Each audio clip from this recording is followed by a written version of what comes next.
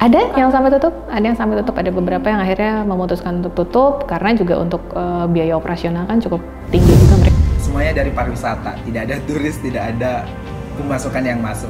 Itu ya ada satu yang sektor perceraian. Gitu ya? Baru dengar ya. Memang keadaannya lebih parah dibandingkan dengan situasi dulu mungkin saat ada kena bom Bali. Kalau dibilang berapa okupansi kita tidak bisa bilang berapa banyak, adalah yang masuk gitu, single digit dan 28 hotel bangkrut ya karena mereka mau bertahan seperti apa juga operasionalnya kan cukup tinggi sekarang. Dan ini biasanya itu kalau nggak pandemi itu ramenya luar biasa. Iya, saya mengalami bom Bali 1, bom Bali 2, itu semuanya itu berjalan hanya paling lama 1 tahun. Recovery-nya cepat. Dan itu semua memang karena hanya masalah keamanan, satu faktor. Nah ini sekarang multifaktor. Yang pastinya harapannya adalah kita semua sehat, teman-teman juga sehat, Mbak juga sehat, dunia cepat membaik, dunia cepat sehat, Indonesia cepat sehat, dunia bisa pulih kembali. Salam sehat buat kita semua.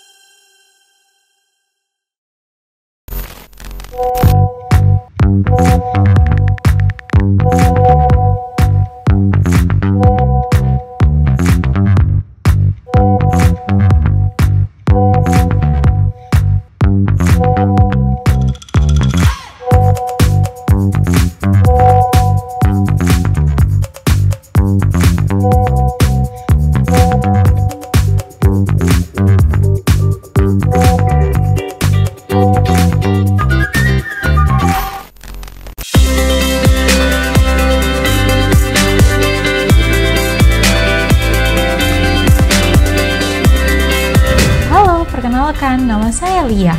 Saya salah satu kolega Prof. Keu. Setelah sekian lama work from home yang diakibatkan dari pandemi COVID-19 tentunya, akhirnya saya naik pesawat lagi. Kali ini saya akan mengikuti conference di salah satu pulau terindah di Indonesia, yaitu Bali, dan berdiskusi dengan beberapa peneliti publik di sana. Ikuti perjalanan saya, yuk!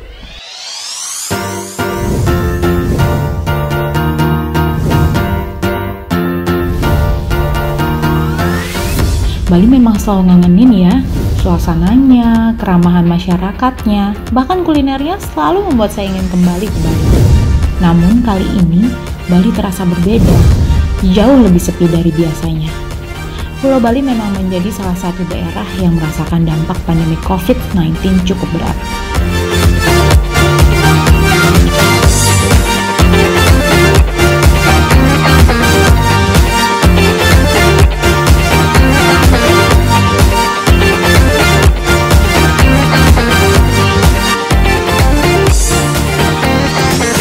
Menurut data BPS, pertumbuhan ekonomi Bali sempat menyentuh angka minus 1,14% pada triwulan 1 tahun 2020. Seluruh sektor terdampak, tak terkecuali industri penilai.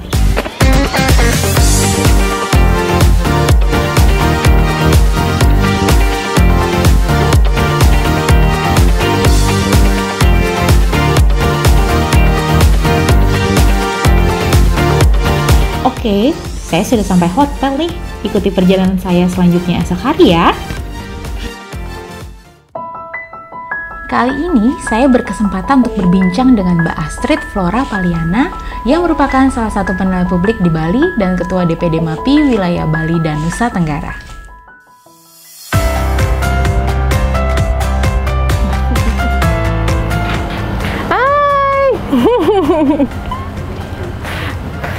Selamat datang di Bali nih. Iya. Oke, saya manggilnya Budekan apa Bulia nih? Balia aja. Oke, baik. Balia, selamat datang di Bali nih. Jauh-jauh datang ke sini, menyempatkan diri juga ya untuk apa namanya lagi conference ya? Ada conference kebetulan. Conference terus Prof Keo suruh saya coba dong ngobrol-ngobrol sama penilai. Oh iya Terus iya. ketemu dengan Mas. Dengan senang hati, nggak apa-apa. Dengan senang hati kita senang juga ada yang ingin tahu tentang penilaian lebih banyak ya, penilaian lebih banyak di sini. Silakan kita masuk ke dalam aja.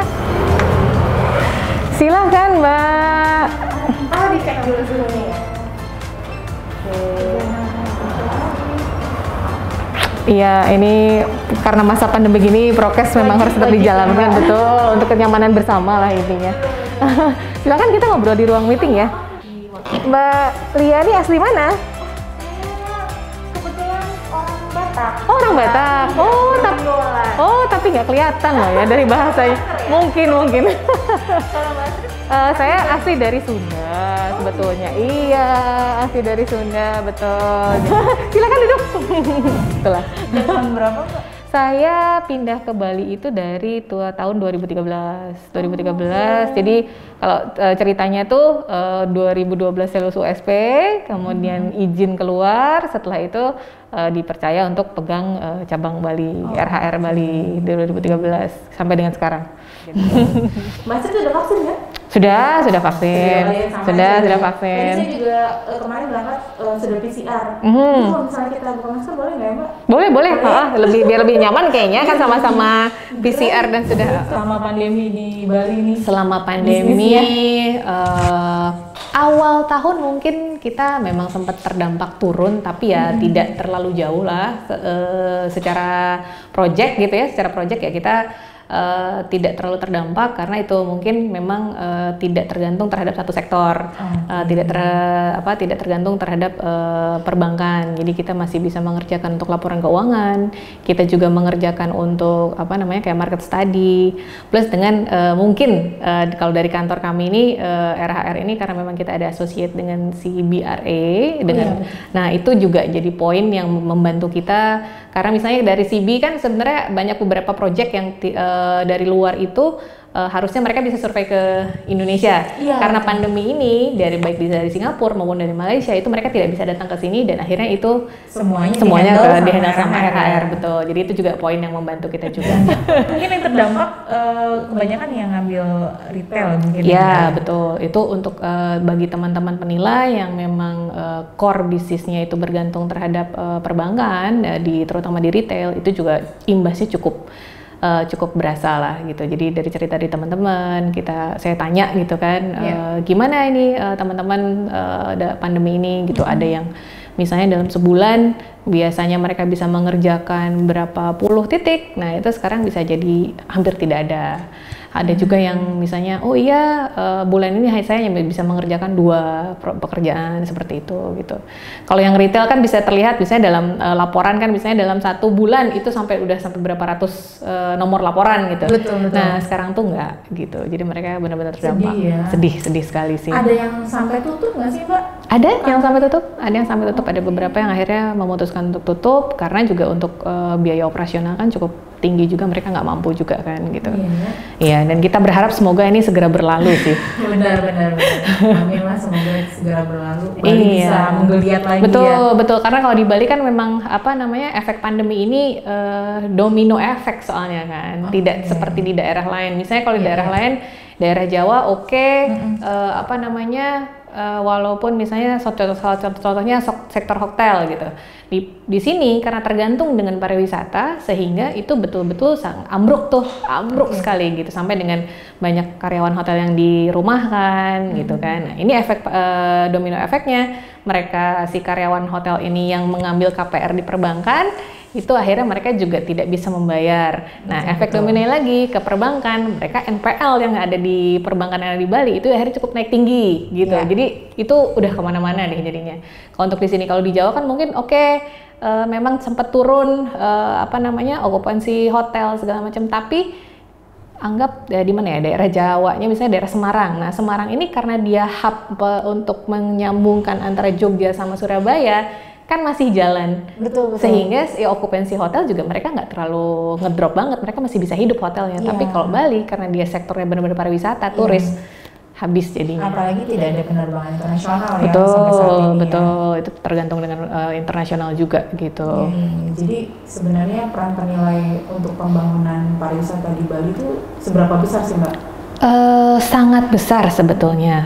Contohnya kalau selain dari penilaian untuk agunan misalnya, ada juga kan sebenarnya pajak nih sekarang kan dilimpahkan ke Pemda nih. Betul. Nah, pajak itu dilimpahkan ke Pemda, namun juga secara istilahnya kemampuan dari SDM Pemda untuk menjalankan istilahnya apa ya, penilaian lah ya, penilaian untuk apa namanya, penentuan NJOP, wajib pajak itu tuh mereka masih belum mampu, sehingga itu balik lagi ke penilai gitu. Itu juga jadinya dari segi penilai KJPP itu ada yang terlibat juga di sektor tersebut gitu. Ini menarik sih Mbak, berarti untuk proyek-proyek strategis nasional yang dilakukan di Bali pasti melibatkan penilai kan ya? Iya, sangat melibatkan penilai. Ada penilai lokal nggak, penilai Bali itu yang terlibat? Kalau untuk misalnya infrastruktur ya, sekarang Bali kan lebih kencang-kencangnya infrastruktur nih di Indonesia. Nah, kalau lokal itu setahu saya itu untuk KJPP di Bali itu tidak terlalu terlibat. Bali Nusa Tenggara, karena kan maksudnya di sini kepengurusan DPD juga itu kan Bali sama Nusa Tenggara nih. Oh iya, Mbak Asif, info dari Prof. Kew itu Mbak Asif ketua DPD. Iya, kebetulan Nusa Tenggara. Iya. Mantap. Kita ini total ada berapa KJPP ya? Di Bali dan Nusa Tenggara itu ada sekitar sekarang tuh ada 18 KJPP. Nah, dari 18 KJPP yang ada di Bali Nusa Tenggara ini, itu tuh rata-rata mereka memang tidak terlibat terhadap pembebasan lahan. Nah, rata-rata pembebasan lahan itu kalau tidak dari KJPP di Surabaya itu dari Jakarta. Rata-rata. Mungkin entah karena memang tendernya terpusat di kantor pusat, karena di sini rata-rata kantor cabang. Kantor cabang. Ada dua yang memang KJPP pusat di sini. Nah itu tapi skalanya mereka juga masih belum sampai dengan pembebasan lahan gitu. Berarti ini juga ya masalah kualifikasinya mungkin belum. Kualifikasi ya. betul Jadi kualifikasi. Banyak diambil sama KJPP yang di pusat. Termasuk dengan penilaian untuk komersial juga banyak yang istilahnya gini, kantor kita itu akan bersaing dengan kantor yang di luar Bali untuk yang komersial dibanding dengan yang di Balinya sendiri. Nah itu gitu, jadi mungkin itu juga jadi PR entah asosiasi, entah dari nanti instansi terkait untuk pembinaan terhadap profesi ini, itu bagaimana caranya penilai di daerah ini bisa meningkatkan kompetensinya agar tidak hanya bergantung terhadap satu sektor aja gitu. Kayak sekarang kan ketika mereka tergantung terhadap sektor retail hanya terhadap perbankan aja, ketika ada kejadian seperti ini tuh imbasnya sangat habis gitu. Ada laporan lagi ya. Iya betul, jadi sehingga mungkin kedepannya jadi PR bersama juga bahwa bagaimana si penilai di daerah ini bisa meningkatkan kompetensi mereka agar tidak tergantung pada satu sektor. Gitu. Itu PR besarnya ya. Iya, itu PR besarnya. Kalau Mbak Astrid kan ketua Musda juga ya. DPD. Ketua DPD, itu berarti banyak dapat curhat-curhatan dari penilai-penilai di Bali dong ya. Begitu loh, makanya jadi kita tahu, ada yang tutup, ada yang harus merumahkan karyawan, ada yang sudah mulai mengurangi gaji dari karyawan segala macam. Itu kan cukup sedih. Maksudnya cukup sedih. Kita pun dari asosiasi kan tidak bisa berbuat banyak terhadap kondisi ini kan gitu ya. Mungkin yang paling memungkinkan adalah yang kita bisa pikirkan bagaimana yang meningkatkan kompetensi teman-teman ini gitu, untuk bisa setidaknya jangan tergantung di satu sisi ini gitu. Tapi semangatnya ada kan? Ada, mestinya ada. Ya, baik-baik. Gitulah keadaannya. Jadi sebenarnya kesempatan untuk penilai lokal bergabung dengan terlibat dengan proyek-proyek semestinya sih itu sebenarnya ada betul. Terhambat dengan kualifikasi. Betul. Kalau Mbak Astrid sendiri proyeknya nggak main di pembebasan ya? Kebetulan saya nggak. Atau mungkin Mbak Lia biar dapat gambaran utuh juga selain dari saya gitu, dari sisi yang lain lagi, kita bisa ketemu dengan teman-teman penilai di Bali mungkin kalau mau sekalian. Ini kayak 24 jam, tapi ya sekarang ya betul-betul 24 jam sepi. Malah meningkat mungkin kasus yang perceraian itu karena pandemi. Tapi jandanya nggak ada di sini.